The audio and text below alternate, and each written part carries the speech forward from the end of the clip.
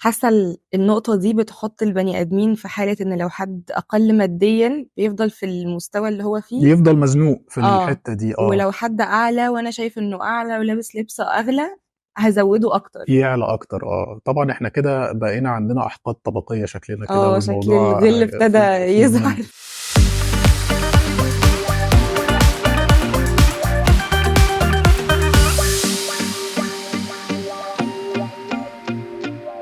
ايه الأخبار؟ اهلا، ازيك؟ الحمد لله بخير طول ما انت بخير يا رب دايما يا يا رب. رب يا رب يا رب. ناويلنا على ايه النهارده؟ هتدخلينا في انهي متاهة؟ فلوس فلوس. فلوس. نهزر بقى.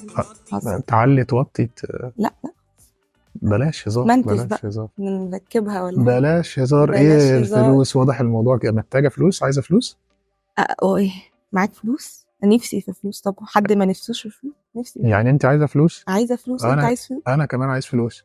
خلاص شوف حد يديني. نشوف حد يدينا. ايه الموضوع صحيح؟ ايه حكاية الفلوس؟ ما هو ده السؤال بقى، ايه حكاية الفلوس؟ فلوس حلوة ولا وحشة؟ واحنا اللي بنعمل الفلوس ولا الفلوس هي اللي بتعمل؟ يا ده سؤال لولبي. شوف وقديم صعباني برضو، ويعني كبير قوي. هو رد قاطع على السؤال الاوفر بتاع احنا اللي بنعمل فلوس ولا الفلوس اللي بتعملنا. لا احنا اللي بنعمل فلوس. فلوس ما بتعملش بني ادم يعني، ومش كلام انشا. فلوس ما تعملش بني ادم يعني. بس ده ما يمنعش ان الفلوس حلوه، يعني فلوس حلوه اكيد يعني. واكيد ما فيش يعني، ما اعتقدش ان في حد ما يتمناش انه يبقى معاه فلوس ويبقى معاه فلوس كتير وفلوسه تزيد لانه ما فيش حد برضه ما عندوش التزامات، مسؤوليات، على حسب كل واحد بقى دوره ايه في محيط اسرته، معارفه. اكيد كلنا عندنا التزامات، عندنا احتياجات ضروريه جدا عندنا. فالفلوس محتاجين ناكل، نشرب، نسكن، نعيش. وبالمفاهيم العصر اللي احنا فيه الفلوس هي اللي بتعمل ده. هو اختراع، هو في الاول في الاخر اختراع يعني سخيف شويه. حته الورقه اللي هي بتتحكم في كل الامور دي، اللي هي زمان كانت الناس كانت ابسط من كده، وكانوا بيتعاملوا بالمقايضه، والموضوع كان بسيط. حد عايز شويه مش عارف ايه يدي التاني، يعني مساله كانت ابسط من كده. بس خلاص يعني في فلوس دلوقتي، الاختراع ده موجود في الحياه واحنا محتاجين له. فرجوعنا على الفلوس حلوه ولا وحشه؟ لا الفلوس اكيد حلوه، اكيد كلنا محتاجين نعملها يعني. ما هي دي الفكره، ان الفلوس ساعات بتتخطى قيمتها دي، انها مجرد ورقه بستخدمها علشان اجيب اساسيات او رفاهيات او اي حاجه، تبقى اكتر من كده كتير، تبقى بتتحكم في البني ادم او تبقى كمان بتقيم البني ادم.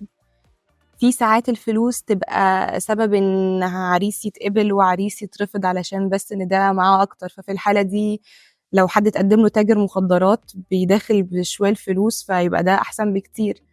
اعمل فرح في مكان كبير زي قبل كده برضو ما قلنا، في ناس بتتكلم في الحاجات دي.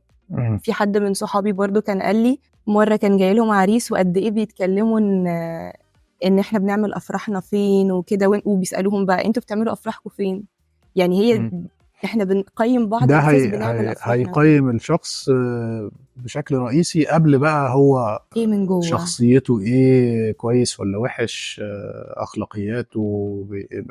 ده طبعا الجزء بقى السلبي جدا في مسألة الفلوس، ان هو فعلا بيخش في تقييمات البني ادمين. يعني انه ممكن نحط واحد في حتة اعلى من حد تاني بس بناء على هو عنده فلوس قد ايه، او غني ولا مش غني ولا كده. بيحضرني موقف. يا دي المواقف يا دي المواقف. انا دايما بحب احكي مواقف حقيقيه بتثبت اللي بنقوله يعني. حته التقييم كمان مش بس تقييم، ده بتتحكم يعني في اللي جاي في المستقبل. انا افتكر كنا بنعمل انترفيو لحد في الشغل. انترفيو مش مقابله زي اللي انت عاملاها لي دلوقتي. انترفيو مقابله عمل يعني عشان يشتغل ولا ما يشتغلش. الحد اللي كان في الانترفيو ده شاطر جدا في كل مهاراته وكل حاجه، وهيتقبل يعني خلاص هو تمام بعد ما عملنا كذا مقابله، فالشخص ده هنقبله يعني. القعده دي كان حاضرها صاحب العمل بقى، اللي هو يعني المسؤول عن الشغل كله، وحد تاني معاه. بعد ما خلص الانترفيو خلاص تمام، واحنا باين ان احنا كلنا مقتنعين بالشخص بالشخص ده. ده. فوهو قايم لقيت كده صاحب الشغل كده بيدي اشاره للمساعد اللي معاه ده يقوم يبص على حاجه انا مش فاهم قوي ايه اللي بيحصل. فلقيت الشخص التاني قام بعد ما اللي جاي يعمل المقابله مشي، يعني هو ماشي، قام يبص من الشباك، ولقيته راجع بيقول لصاحب الشغل كيا سيراتو، العربية. نوع العربيه. العربية قيمت البني آدم ده. العربيه حددت كمان هو هياخد مرتب قد ايه. أنا لو حد بيعمل لي انترفيو وشافني وأنا نازلة أركب في الميكروباصات والأتوبيسات، ده أنا زماني رحت في داهية. ما هي دي بقى اللي انا للاسف فهمت. عشان كده ما بتقبلش بقى. بمناسبه العربيه، في عربيه قاعده شغاله عشان كده ما في بتتقبليش. عربية بتزمر بقى. مم. العربيه اتحكمت في، هو كده كده اتقبل، مم. بس هل تتخيلي انه مثلا لو اتقبل بمرتب 10 قروش، لو كان نزل راكب مش العربيه دي، راكب عربيه راكب 128 مثلا، كان ممكن ياخد 7. لو كان بيتشعبط في الاتوبيس زي حضرتك كده كان ممكن ياخد 4. ياخد على دماغه. ياخد على دماغه. بس علشان هو عربيته يعني تعتبر غالية شوية، فيبقى لا، يبقى ده ياخد 10 ما ياخدش 7. فده يعني هي حقيقة بالنسبة لي ده كان شيء مرعب. مم. يعني انه يعني ليه؟ مم. يعني ليه اقيس الموضوع على حسب اللي جاي ده معاه فلوس قد ايه؟ وهو الشخص كده كده كان مؤهل للشغلانة دي، يعني هو كده كده هيتقبل. لا، الكارثة انه لو كان مثلا احنا محتاجين شخصين في مم. نفس البوزيشن ده، بس واحد راكب العربية دي وواحد نزل يركب ميكروباص، فممكن الاتنين يشتغلوا في نفس الوظيفة بيعملوا نفس مرتب المهام، مختلف. وواحد ياخد 10 والتاني ياخد 7 مع انهم بيعملوا نفس الحاجة. فمتخيلة الموضوع. وقيسي على كده ان دول اللي بيقيموا ويفكروا كده دول اصحاب الاعمال، يعني بيقيموا الموظفين اللي هيشتغلوا عندهم وفي دي ليها وقائع كتير، يعني في حاجات تانية على مدار الحياة العملية حصلت. انه يحضرني موقف تاني انه برضو يعني مشابه، بس الفرق انه ما كانش حد هياخد وظيفة، حد كان بيعمل شغل اوت سورس كده، فريلانس زي ما بنقول كده، صغيره في المكان ده، ما فيش حد يعمل الحكايه دي، فجاي يعملها والمفروض هنحاسبه، يعني ياخد حساب الشغل اللي هو عمله. صاحب الشغل بيسأل حد تاني خبير يعني في الموضوع ده، بيقول له تقييم الشغل اللي هو عمله ده كام علشان نحاسبه يعني. فسي مثلا قال له ياخد 2000 جنيه. فقال له 2000 جنيه ايه ده؟ لابس كوتشي ب 3000 جنيه، او ما نديله 2000. في الحالة دي يعني هو الشغلانة أصلا ب2000 جنيه، بس هو عشان لابس كوتشي ب3000 جنيه خد 5. مم. يعني لو ما كانش لابس الكوتشي ده كان هياخد الاثنين. هي كمان الكارثه ان الشغلانه تاخد 2000 فعلا. هي شغلانه محتاجه، يعني ده سعرها، فبرضه ليه تزيد وتقل على حسب الشخص تقييمه المادي شكله عامل ازاي. حاسة النقطة دي بتحط البني آدمين في حالة إن لو حد أقل ماديا بيفضل في المستوى اللي هو فيه، يفضل مزنوق في الحته دي. ولو حد أعلى وأنا شايف إنه أعلى ولابس لبس أغلى هزوده أكتر، يعلى اكتر. طبعا احنا كده بقينا عندنا احقاد طبقيه شكلنا كده، شكل والموضوع الغل ابتدى يظهر. في غل. عموما احنا بدانا الحلقه بان احنا محتاجين حد يسلفنا. فان شاء عادي الله احنا صراحة ما عندناش صراحه مشاكل جدا. كده. تمام. بتدخل في تقييم البني ادمين، بتدخل فعلا في تقييم البني ادمين من غالبيه الناس طبعا. يعني احنا متفقين ان مش كل حاجه صح وغلط، فيها صح بس وغلط بس النقطه دي تحديدا يعني انا اصنفها غلط، ان انا اقيم حد على اساس هو لابس ايه او عامل ايه. هو اللي انت حكيته دلوقتي ده بغض النظر ان هو قمة الرعب، وحاسة ان انا مش هثق في اي مكان نروح نقدم عليه ولا نشتغل فيه ولا اي حاجة، وزي ما قلنا برضو ان الفلوس للأسف في ناس بتستخدمها انها تقيم الناس التانية، او ناس بتستغلها مثلا للمنظرة بقى، او انا بعمل حاجات ساعات انا مش محتاجاها علشان بس يبان ان انا اغنى. امسك تليفون انا مش محتاجه، اجيب ايفون مثلا علشان بس معروف ان خلاص الناس كلها معاها كده، فانا محتاجه يبقى معايا كده وانا بحب اي تليفون تاني عادي. مم. بس ده برضو ما يمنعش ان الفلوس حلوه، مم. اقدر ابسط بيها نفسي. يعني لو انا بدل ما ابقى مثلا بعيط في الحر كده في البيت ومش قادره مم. في اي مشاكل عندي بشكل ما، ممكن اروح اعيط في ايطاليا على البحر كده بقى، ولا اعمل لي اي حاجه، او ما اعيطش اصلا.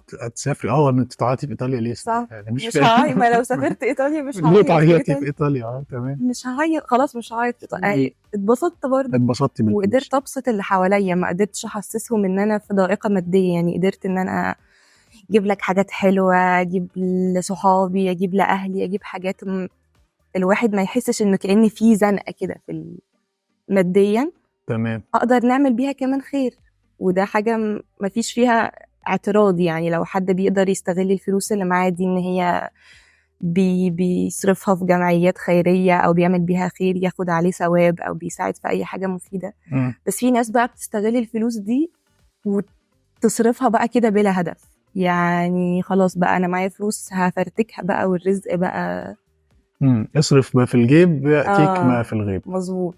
هي بصي دايما في حتى كده كلمة بتقول الفلوس بتغير النفوس. بتغير النفوس. آه.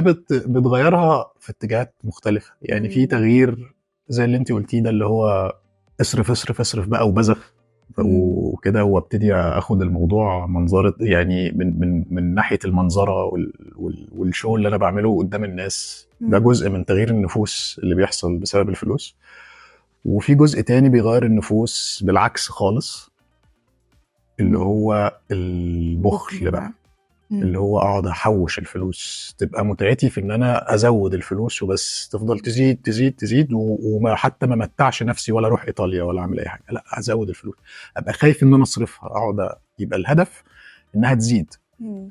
وبقى ولا انت بتقولي دلوقتي، قلتي حاجه جميله جدا، ان انا ابسط اللي حواليا والناس اللي احسسهم بالامان. لو انا مسؤول عن حد ما يبقاش قلقان ان احنا مزنوقين فيبقى خايف يطلب حاجه. لا ده كمان اللي بيروح ناحية البخل ده بيضيقها على نفسه وعلى الناس اللي حواليه، وهو معاه فلوس بس تفضل تتحوش تتحوش، وهو ده يبقى هدفه. ما استمتعش بيها ما ولا بسط استمتعش الناس اللي بيها. حواليه. اه. مم. كان في مسلسل زمان كده، تلاقيكي ما توعيش عليه كده، كان اسمه البخيل وانا. مم. البخيل وانا ده كان هو النموذج ده. يعني بتتفرجي على المسلسل ده هتشوفي اللي هو هدفه بس انه يكنز الفلوس ومعذب كل الناس اللي حواليه يعني. فالتغيير في اتجاه البذخ، وفي اتجاه الشح والصرف مليم، وفي اتجاه الوسط مفهوم. الجميل اللي هو انه لا انا اتبسط وابسط الناس اللي حواليا واعمل خير زي ما قلتي. بس طبعا اعمل خير من غير ما انزل اصور اللي انا بديله الحاجه في مم. ريل على في التيك توك، الخفاء بقى. علشان بس اخد برضو اللقطه. انا كده الخير راح في حته يعني مش تمام يعني. بس بعيدا عن دي اعمل خير، فانا كده هتبسط وهبسط الناس اللي حواليا وهريحهم وهنيهم. ده طبعا لو الفلوس موجوده ومتوفر، وهروح ايطاليا وهعمل كل حاجه. فجميله الفلوس، بس لما تغيير النفوس بتاعها يكون في النص. في النص، لا كده ولا كده. طب ازاي نقدر نستغل الفلوس بشكل صح؟ ما اقدرش اخليها تتمكن مني ولا من اللي حواليا، ونكنز فلوس على قلبنا كده ونبقى في البخل ده، ولا تبذير بقى فلوس كده في الهوا وخلاص. هي هترجع لتنظيمك لصرف الفلوس ده يبقى عامل ازاي. هو كل واحد عنده احتياجات اساسيه بيصرف فيها فلوس، اللي هي ما ينفعش يستغنى عنها، او ما يقدرش ما يعملهاش. الاكل، الشرب، ايجار بيت، فواتير، دي حاجات اساسيه لازم هتتعمل. مش هقدر اقول لا انا مش هدفع الفاتوره. ما هو في حاجات بتبقى، يعني هو في برضه كده، كانت زي نظريه كده بتعلمنا ازاي نزود دخلنا. مم. كانت بتتكلم على الحكايه دي يعني. برضه بايه ممكن تبقي تبصي عليها كده بتفاصيلها اكتر، عشان انا مش متخصص في الموضوع ده. بس اللي فاكره انها كانت زي ايكويشن كده ليها بالنسبه المئويه كده 50 30 20.